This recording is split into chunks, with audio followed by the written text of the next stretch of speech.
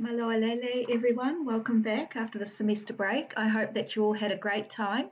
And we're just having a video today to introduce you to this week, which is week 8. And we're up to unit 6, which is about reading. So during week 8 and week 9, so the next 2 weeks, we're going to be doing unit 6 on reading, and we're going to be engaging in the Moodle activities. As previously said on some of the videos, there isn't officially a grade for your participation in Moodle activities as stated in the course outline. I think that was a glitch from last year's course outline, but having said that, I really want you to do as many of those Moodle activities as possible. I mean, you've got 2 weeks to do the Moodle activities in Unit 6, and I don't think that's too much to ask, and it will familiarise you with the material, enable you to engage with the material meaningfully, and you will be able to do your learning throughout the course so that when the time comes for a revision for the exam, you will have or have to revise the learning that you did rather than start from the beginning and go back and try and learn stuff that you should have learned earlier. So don't forget that much of these Moodle activities are preparation for exam questions that you're going to have at the end of the semester. So don't think that Moodle participation in Moodle activities isn't important, because it is. Having said that, we will move on now to the next 2 weeks. So I'm just going to do a brief introduction of that today, hoping you're feeling refreshed after the mid-semester break. Okay, so the topics for this week and next week are reading, knowledge and skills, which is 6.1. The learning outcome is to identify various reading skills. So we're going to look at reading as an interactive process between readers and the text. A text is something that you're reading. So this is text, for example. But a book, you can see I'm obsessed with books. I love books. I love reading. Lots of them up here and on my bookshelf, and even more that I left behind in Tonga. This is the text of any book, is the writing there. This book's geared up for primary school, and so it has pictures as well to support children's learning and engage them more meaningfully. So we're going to look at genres in the activities, the varieties of English. 6.2, reading processes. Recognise and give examples of each reading process. In this section, we look at the linguistic systems involved in the reading process, graphophonics, syntax, and semantics. So reading may be understood as a process in which the reader engages with the text. And there are a number of linguistic systems involved in this process, including graphophonics, syntax, and semantics. And we're going to look at what those mean. And there are some activities in which you fill in the gaps, and also some comprehension activities to support you. Reading strategies is really important here. This is about how to identify strategies of reading for your teaching and learning context. I think all of you, especially if you're out there teaching in the classroom at the moment and for future teaching, will benefit greatly from exploring the various strategies that you can use to support students' reading. So reading comprehension is really important, and strategies for this can be developed in the pre-reading, during reading and post-reading stages, which we're going to have a look at in this unit as well. Implications for the classroom is 6.4. So hopefully you've managed to already have a little bit of a look at Unit 6 and begin to have a look at what's expected of you, and even maybe engage in some activities. I did notice in one of the Moodle activities on Unit 6 that the video that was there wasn't working, so I've replaced it with another one. And that was that video, I think it was 6.12, and that was about list the reasons for reading. Let me just double check that, because some of you may have already gone on there and not been able to open the video. Just to let you know that I have uploaded another one that does work. self-assessment. Okay. So it says, yes, I put up another video about the reasons for reading, and then you can watch that video and make a list of some of the reasons he gives for reading. That's important for us as humans, for our personal growth, and also for making a difference in the world. So social reasons as well, and personal and social reasons. Maybe we read because we're wanting to improve our qualifications or and so on. So it could also be for economic reasons.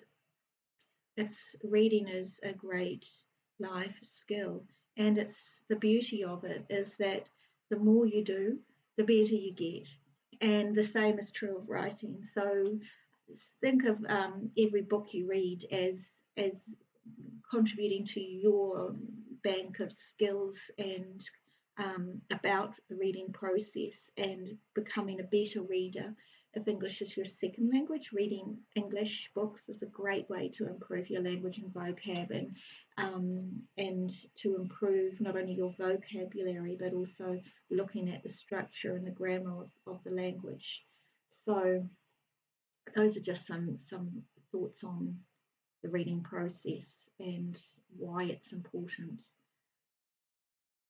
I've come across some students people in general that tend to think of reading as something that is either you can do it or you can't do it, but it's much more complex than that. It's not. It is actually a process, and within that process is a number of reading strategies that are used. And when we're teaching reading to students, one of our goals is to support the strategies that they use. So let's just go to 6.1 under Unit 6 and have a look at what it says there. 6.10, reading is not merely picking up information from a page in a word-by-word manner, but rather it's a selective process that is characterized by an active process of comprehending. So we don't just read individual words. We are engaged in a process where we're seeking to understand how those words are put together to make meaning. Non-English speaking readers in the Pacific region find it important to use reading strategies to read English text more effectively. According to Grabe, effective reading is fast, it has a purpose, it is easy to understand, it is flexible, and it gradually develops. Reading is an active and complex process because it involves phonological, syntactical, and semantic systems that need to be identified and understood in the reading process. So remember we talked before about the systems that were in place in the reading process and how we were going to explore those systems. It involves the application of many strategies that are used for reading comprehension. Reading clearly involves weaving together word recognition and comprehension in a fluid manner. Let's repeat that. Reading clearly involves weaving together word recognition and comprehension in a fluid manner. So we recognize the words and we comprehend them, and we do this in a very fluid way. And this is the process of reading. Sometimes we can understand the meanings of a text simply by recognizing a few or some of the words in the text, and sometimes we can identify words without being able to make much meaning from them, as in Lewis Carroll's poem below. So you can have a look at that poem and it makes very little sense. We can identify some of the words like the, did, and were, but not able to make out the meaning of the other words. Pacific Island students will find this particularly difficult. But those who are familiar with the English language can certainly pick out some of the words that make sense, like twas in the Old English word for was. Underline the words that make sense to you.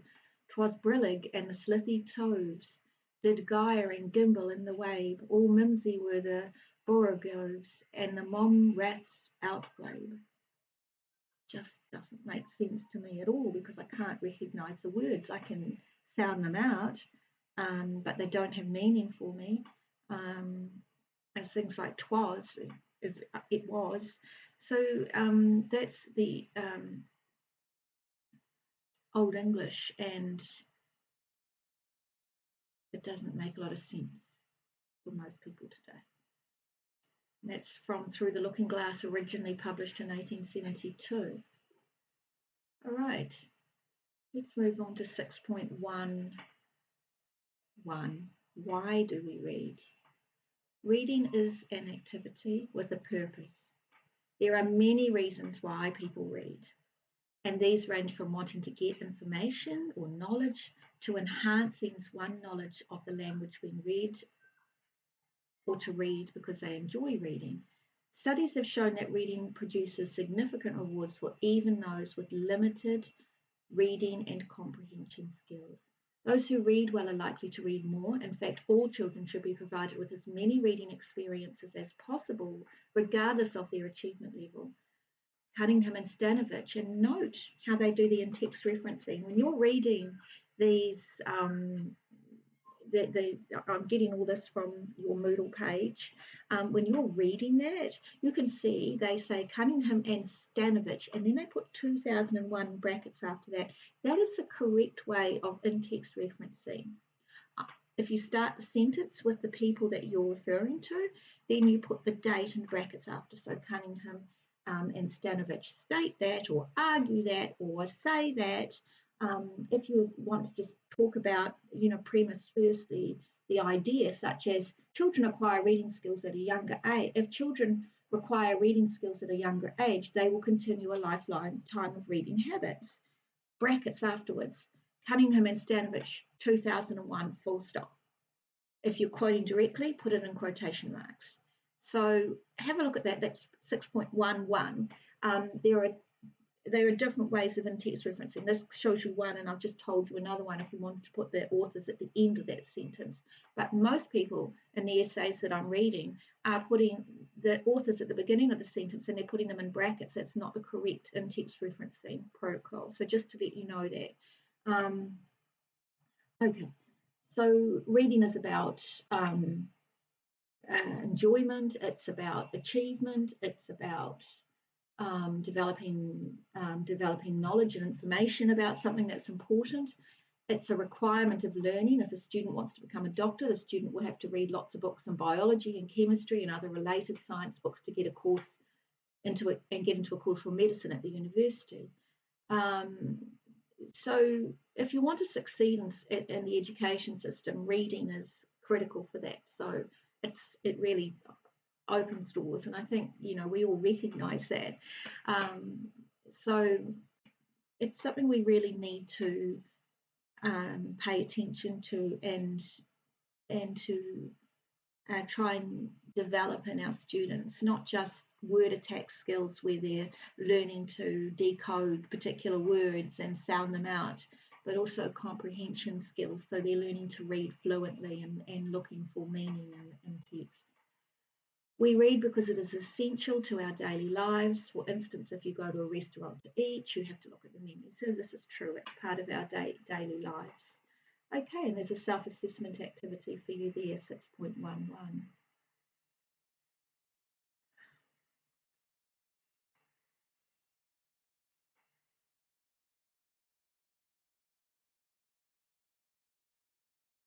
Okay, so why do we read? 6.111.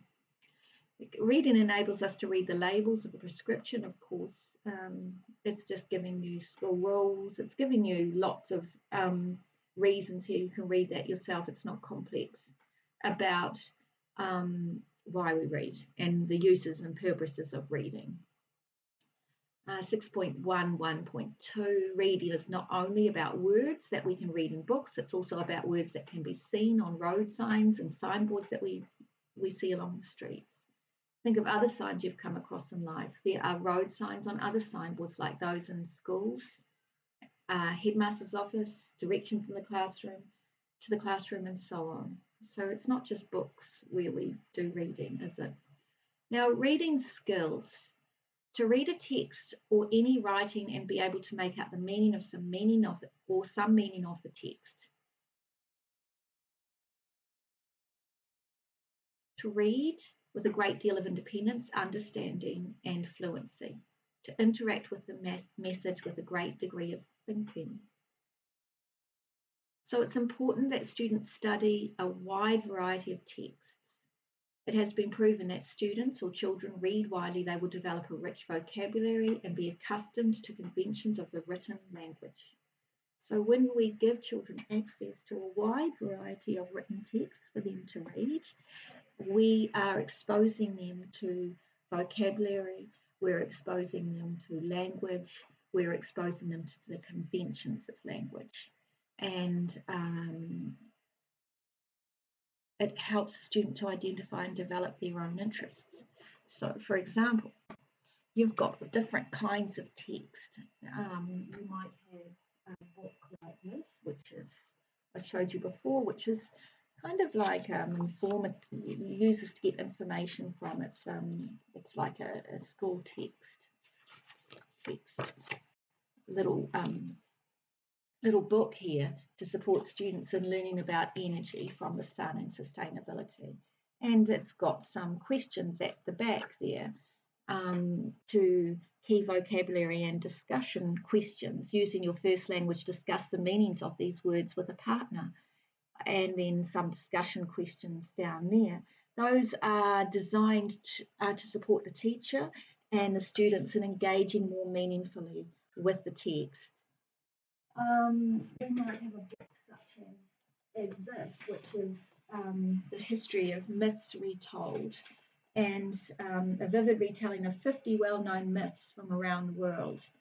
And this text it could be used by people who are involved in classical studies and studying the legends and myths of various cultures, social geography. It could be used by people in those fields. Generally, though, it's kind of an interest book. It's if you're interested in these kind of things, which I love, and I know I read a lot of legends when I was a child, and myths, and learned about other cultures and stories. I love stories. This is kind of like something you might do for recreation or interest as well. We have here, what else have I got here? You might have books such as this, which is a novel, and that's just again for enjoyment, reading and entertainment purposes. This is a little bit like the book about legends. It's a book about James Cook and his adventures, but it's written in a way that makes James Cook come to life, sort of like a novel. So it's half educational, half entertainment sort of thing. And then you've got your academic texts. So look.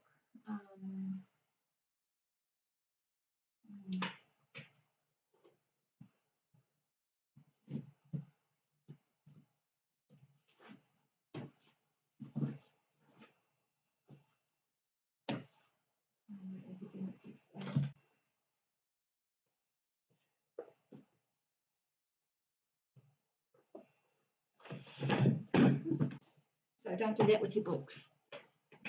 It's supposed to be looked after. Should have this ready beforehand. So you might have a book such as The Globalization of World Politics, which supports people that are working in the field of development studies, and it has a lot of short articles around the idea of globalization and world politics. So scholars and academics can use a book like this.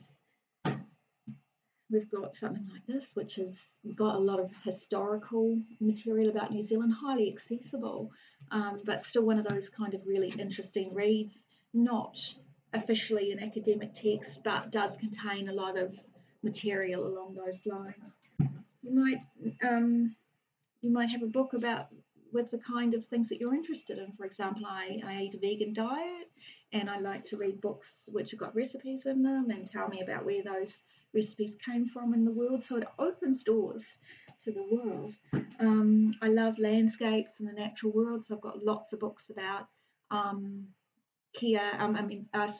about native animals and endemic animals and ecology. So these books open vast doorways to support my learning more deeply about the ecology in New Zealand, and also gives me ideas of where I can go to learn more about it. So these are some of the reasons that I read. Love to hear about some of the reasons that you read and what books you've got, what books you treasure and look after, I hope. I didn't show you a more academic book, but if you go into the library, I think they're all in the other room. We've also got books such as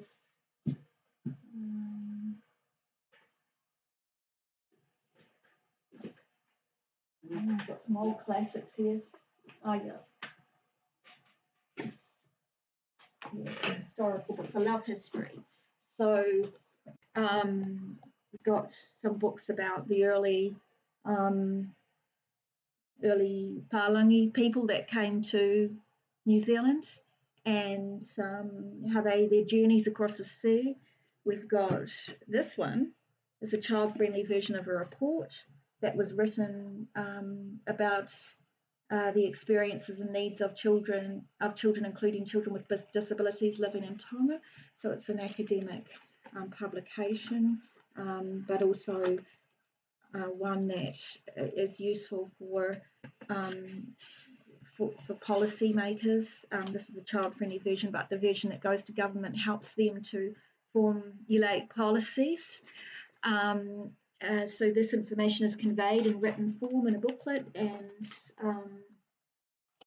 it's got here things like that.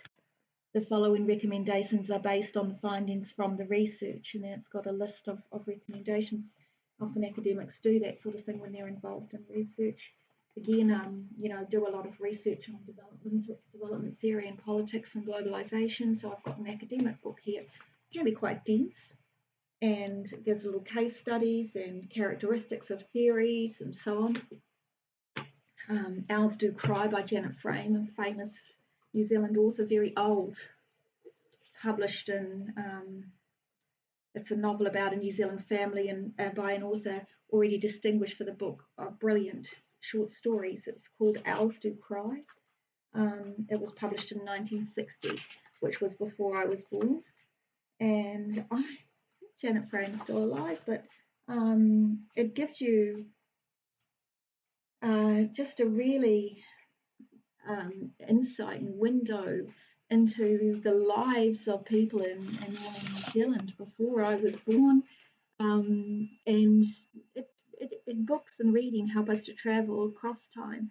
I know that this is really important. There's a poem in here: where the bee sucks, there suck I. In a cowslip bough lie. There I couch when owls do cry. On the bat's back I do fly after summer merrily. And the day is early with birds beginning, and the wren in a cloud piping like the child in the poem. Drop thy pipe, thy happy pipe, and the place grows bean flower, bean green lush of grass, swarm of insects dizzily hitting the high spots. It's very, very rich language with discussing the natural world, and you can lose yourself in these worlds that people are writing about and giving you access to read about. So if you haven't thought deeply about why reading is important, now's your opportunity to do that. So you should read a wide variety of texts. I've shown you a wide variety of texts just there. I've got a little granddaughter who's 2, and I just keep buying her books, and her parents keep buying her books, and she knows how to fill in some of the words now because she just gets read to all the time.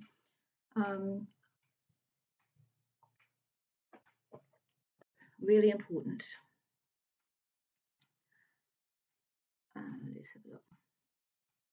And as it says here, we need to encourage these experiences in children in a young age, because at this stage in reading, habits and attitudes are formed. Feeling positive about reading, feeling positive about that experience, enjoying it, engaging with it. That is what we want for young children. Reading experiences that invite students to discover new worlds and new experiences and to develop their imaginative powers will go a long way towards convincing them that reading can be a rich source of pleasure and knowledge. We don't just want to discourage children from reading. We want to make reading a very pleasurable experience. These experiences will most likely lead to a love of reading, which is a valuable resource that students can take with them into adult life. There's a paragraph there of a list of famous people's comments, and you can read that for yourself on the importance of reading. So luckily, you know, for me, I had access to a lot of books early in my life. I was read to a lot. I developed an absolute love of books. I'm a writer now. I do poetry and creative writing and academic writing, and I also write a lot of opinion pieces. So it's my creative outlet, and I can't, you know, imagine my life without it.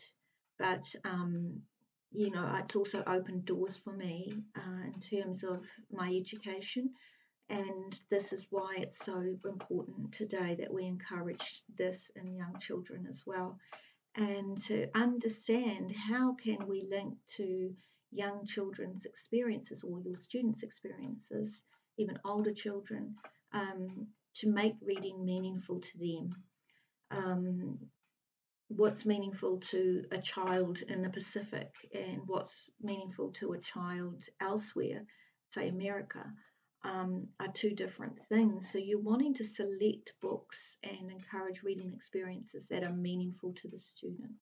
That was just a point that I wanted to make, that you need to be careful with your selection of reading materials that you provide for the children, and the books that are in your school library and so on that children have access to, and the ones that you use in your classroom.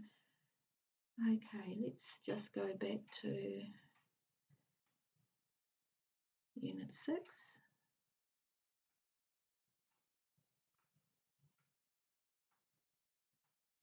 And just while I'm waiting for Unit 6 to come back, just a note on the next assignment. It isn't due until the 31st of May, so you've got just over a month to get that in, and that's on the poetry. So I've already put up a YouTube about poetry, and I'm hoping that, no, I haven't. Yes, I put up a YouTube about how to write poetry, and so I'm hoping you're getting some practice in there. And then I'm going to do another video and a PowerPoint about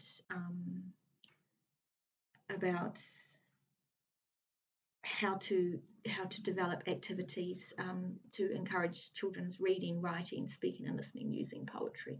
So that's coming up soon. Okay, so we had what is reading. We've had, sorry, it's going a bit slow now. The internet always does this to me.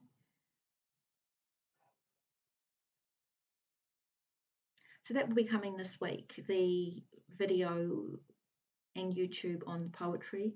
Don't forget that I've put up access to Zoom sessions, which we have on the Wednesday at, I think it's 5 o'clock. Wednesday afternoon, and there's Thursday morning. Let me have a quick look at that. I've got written down here for our Zooms.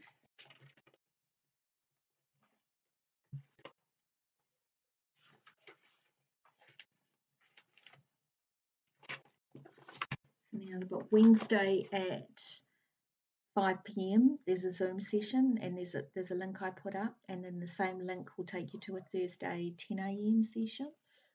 That's Fiji time, so I think for Tonga that it would be an hour behind. Okay, so keep that in mind. All right. I think maybe because we're coming up to half an hour, that might be enough just for today, just to get you started and to sort of start doing some of the activities and thinking about reading and getting your revision notes down, ready to have at hand for your exam at the end of this, and to start thinking about how you can use poetry to encourage children's reading, so that you have some thoughts for the next assignment coming up. But I will leave that for now, and I will be back again on Zoom on Wednesday, and I'll do another video at some point this week. Hopefully the videos are helpful to you, and just to sort of guide you where we should be at the moment, and give you any little updates on any changes. Hopefully you've all got your marks back for your assignment. The ones in the late box, you may not have got your marks yet. They will come. Just have to be patient, because if they come in later, then we allocate a certain amount of time for marking and stuff. We've got to go back and when we're doing other things and re-engage in that. So be patient. The other one is the quiz 1 and quiz 2. Those have been, quiz 1's been available to you, and quiz 2, let me just have a quick look, opened. So look at quiz 2. Quiz 2, that one's been opened. Let's have a quick look. So remember, quiz 1 was on unit 3 and quiz 2 is on unit 4. 10 questions in each quiz, 40 minutes to do it.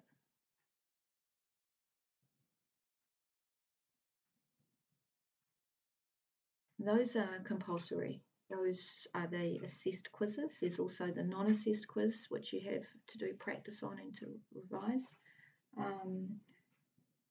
Yeah, so the quiz closed on 25th of April, which was yesterday, midnight, and we've had 333 attempts,